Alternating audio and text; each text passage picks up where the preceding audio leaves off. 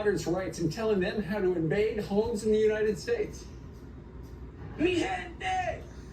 My people, I have thought about invading a house in the United States because I learned there's a law that says if a house is not inhabited, we can expropriate it. I think that will be my next business. Invade abandoned houses. Okay, they're not abandoned. Somebody's just not in them right now. So what do homeowners do if in a situation like this? Daniel Phillips is a real estate litigation lawyer here in the New York City area, and he joins us live. Daniel, good morning to you. Good morning. That particular video has been seen by, I think, 4 or 5 million people. So essentially, he's putting the word out. Hey, you people who are in the country, migrants who are waiting to be adjudicated, where are you going to live? Find an empty house. You see this getting bigger, right?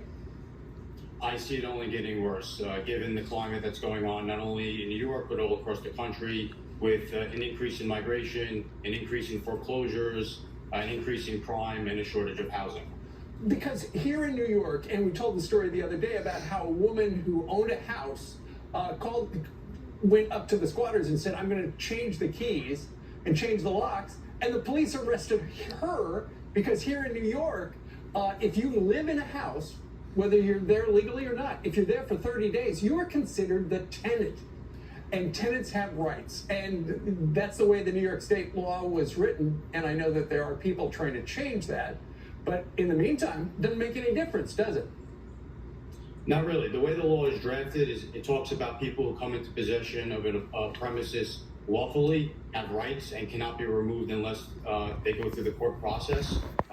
Because they're very savvy, they're able to create fake lease documents, and therefore landlords can't use self-help to try to remove them. And therefore the property owner is really left with going through a court process, which is very long and very expensive.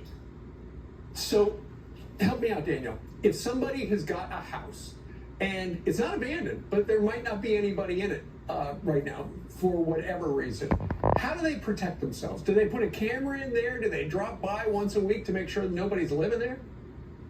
Definitely an increase in surveillance and vigilance over the property. They should do everything also to secure the premises, whether it's windows, doors, any way that someone can try to force themselves in. And the video is really key. This way you can keep an active presence and show it to the police. Right. And hopefully improve.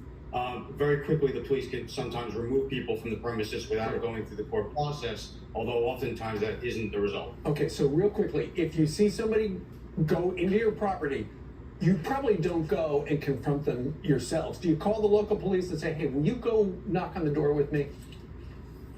Yes, you should contact local police with proof of documents that you're the owner of the property, and any proof that you have to show that the people that are in the premises should be removed because they are squatters and are not legal tenants. Okay, well, this is in the news. We need to know more about it.